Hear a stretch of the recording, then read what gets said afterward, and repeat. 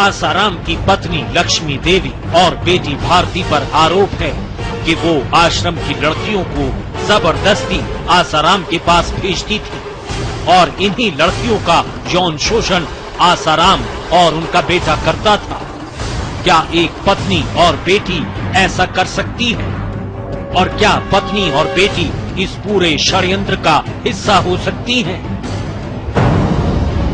आसाराम और उनके साधकों पर आश्रम की आड़ में सरकारी और निजी लोगों की जमीनों पर अवैध कब्जे का आरोप है।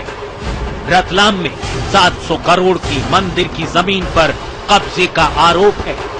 गुजरात के नवसारी में 6 एकड़ जमीन पर कब्जे का आरोप और दिल्ली में सरकारी जमीन पर आश्रम बनाने का आरोप है।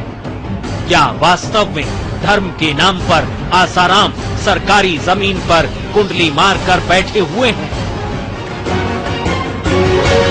चलिए, दूसरा आरोप आसाराम की पत्नी और बेटी पर भी लगा है और इसके साथ साथ जमीन हथियाने के भी आरोप लग रहे हैं। इन पर इनके पक्ष का क्या कहना है? आसाराम की तरफ से जो लोग यहाँ पर समर्थक मौजूद हैं, उनका क्या कहना है? मैं बता देता हूँ।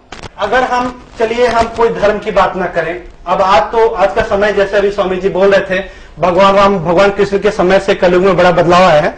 अब कुछ सबूतों पे बात है, क्योंकि आज तक मैं जो बोल रहा हूँ सबूतों बोल रहा हूँ। गुजरात महिला आयोग की अध्यक्ष लीलाबेन अंकोलिया, नाम के साथ बोल रहा हूँ, ये रिकॉर्ड में जा रहा है, जांच करिएगा।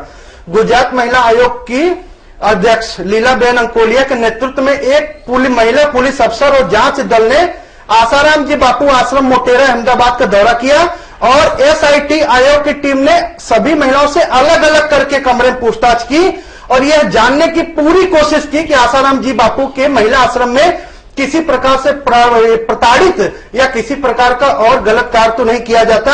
उल्लेखनीय है कि आश्रम से निकाले गए कुछ लोगों ने अपनी गंदी जुबान से जो मनगढ़ंत काल्पनिक कहानियां रची, उसे पुख्ता सबूत के तौर पर मीडिया पर पेश भी किया गया। लेकिन गुजरात महिला आयोग की जांच में सत्य सामने आया और उन्होंने अनर्गल झूठे आरोप लगाने वाले अमृत प्रजापति, महेंद्र चावला आदि तथा उन्हीं के आरोपों को अपने मुंह से दोहराने वाली मीडिया एंकरों, पत्रकारों। ये जो अखबार है, ये क्या है, कि कहां से छपता है, इसके बारे में बता दीजिए थोड़ा सा। ये जो चीज है, ये मैं आपको बता दूं। नहीं, अखबार का नाम बताइए पहले। अखबार का नाम है, इसका नंबर बोल देता हूं। नहीं, आप नाम तो बताइए पहले। न्यूज पोस्ट, इसका रजिस्ट्रेशन नंबर है RAJHIN सिलेक्ट 2964। किसी राष्ट्रीय अखबार की खबर है? राष्ट्रीय अखबार की खबर दे देता हूँ। हिंदुस्तान न्यूज़पेपर जानते हैं जी, दैनिक जागरण जानते हैं, उसकी खबर ले लीजिए। उनके आरोपों का क्या हुआ? जो महिलाओं ने आरोप लगाए हैं कि ऐसे ऐसे यहाँ पर जो लोगों को निशाना बनाया जाता था, उनको प्रसाद दे दिया जाता था और उसके बाद उनको, पहली बात वही मैं कह रहा हूँ, उन्हीं आरोपों का जवाब दीजिए। मैं उसका आरोप जवाब दे रहा हूँ। आपने कहा कि कुछ महिलाओं ने आरोप लगाया, उसीलिए गुजरात महिला आयोग की पूरी टीम बनी और टीम ने जाके आश्रम में अचानक पूरी टीम के साथ में पुलिस साथ में छापा मारा। क्लीन चिट दे दिया आसाराम, एकदम क्लीन चिट वहां से आ गई कि आश्रम में ऐसा कुछ होता नहीं था। उन लोगों का जो कोर्ट में जिन्होंने आरोप लगाए हैं, उनको बेबुनियाद ठहरा दिया गया। अब एक कोर्ट वाली बात आई ना, इन्होंने अपनी जांच में क्या कहा कि यहाँ पे आश्रम में ऐसा नहीं होता था। रही बात कोर्ट की, देखिए हमने कहा सबका अधिकार क्षेत्र बटा हुआ है, महिला आयोग कोर्ट को नहीं बोल सकता है। कोर्ट की बात कोर्ट बोलेगा, आपकी बात हम अपनी बात बोलेंगे, आप अपनी बोलेंगे। और आपकी क्लीन चिट दी जा रही है, प्रूफ कौन सा अखबार है, किसमें आ रहा है ये सब बातें? अरे हिंदुस्तान टाइम्स। देखिए, हमारा सिर्फ एक ही प्रश्न है, मैं डेट बोल दूं, इतनी उस पर नहीं जाना चाहते। अब 2013 हमारा आसाराम जी से कोई निजी स्वार्थ होने की कोई बात तो है नहीं। 2013 मैं नहीं बोला, प्रिंट मीडिया के आधार पर सबूतों की बात करें, तो मीडिया ही बता रहा है, फिर इस पर भी हमारे साथ मौजूद है, जानी मानी लॉयर हैं, वकील हैं, इनसे जानते हैं। कमलेश जी, इस तरीके की जो रिपोर्ट्स होती हैं, अपने आप से क्लीन चिट दे देना, या महिला आयोग की जो रिपोर्ट होती है, क्या ये कोर्ट पर उतना इंपैक्ट डालेगी जितना कि आरोप जिन्होंने लगाए हैं उनको कोर्ट क्लीन चिट दे दे इनके आधार पर? न्यूज रिपोर्ट्स का कोर्ट में कोई एविडेंशियल वैल्यू नहीं है, इसको हम लोग देखते ही नहीं है, कोई जज नहीं देखता है। लेकिन कोई आरोप लगाता है, FIR होता है, तो उसके पूरे टेस्ट होते हैं, प्रोसिक्यूशन के, डिफेंस के, दोनों के जो लॉयर्स होते हैं वो क्रॉस एग्जामिनेशन करते हैं और फिर उसके बाद हर चीज को पूरी तरह से साइंटिफिकली टेस्ट किया जाता है। जो एविडेंस एक्ट है हम लोगों का, वो बहुत ही साइंटिफिकली साउंड है और उसके बेसिस पर सबको टेस्ट करके तब उसके बाद कोई वर्डिक्ट दी जाती है।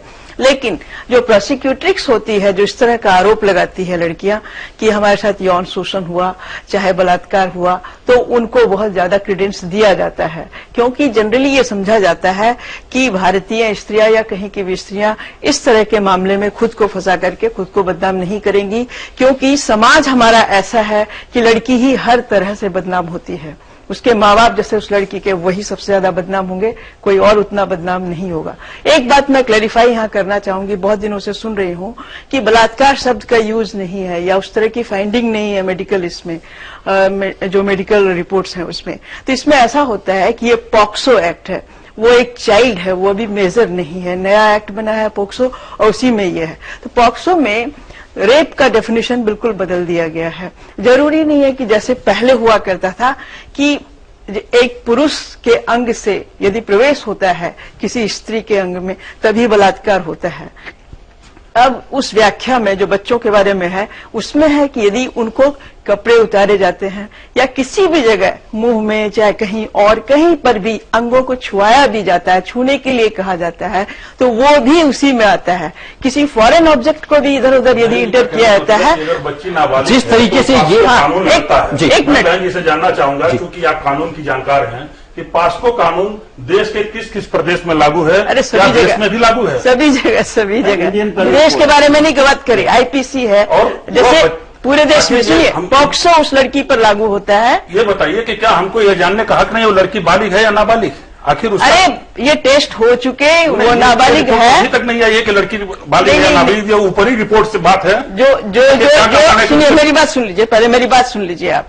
जो इसमें कोर्ट में जो देखे जाते हैं वो स्कूल सर्टिफिकेट ही देखा जाता है, और इसमें स्कूल सर्टिफिकेट देख लिया गया है जो कि आसाराम बापू के ही आश्रम का, कहीं और का नहीं है। स्कूल का सर्टिफिकेट देखा जाता है, लेकिन अगर आवश्यकता है तो उसका बर्थ सर्टिफिकेट भी खोजा जाता है, जहां पर ऐसे आरोप। पहले मेरी बात सुन लीजिए। स्कूल का सर्टिफिकेट केवल नौकरी के लिए लगता है कि उस सर्टिफिकेट का क्या उपयोग है? अब आप कोर्ट के वर्डिक्ट से अलग कुछ अपना वर्डिक्ट बनाइएगा तो फिर दूसरी बात है, उसका जवाब मेरे पास अस्पताल नहीं है। पैदा होता है वहां पर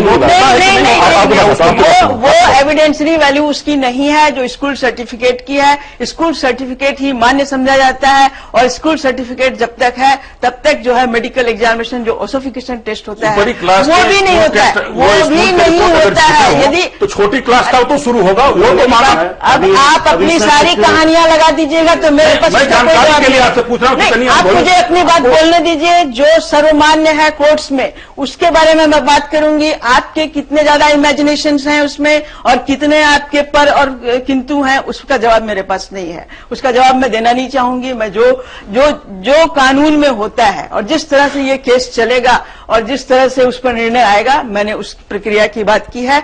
मेरे पास आपके इसके इफ्स एंड बट्स के कोई जवाब नहीं है।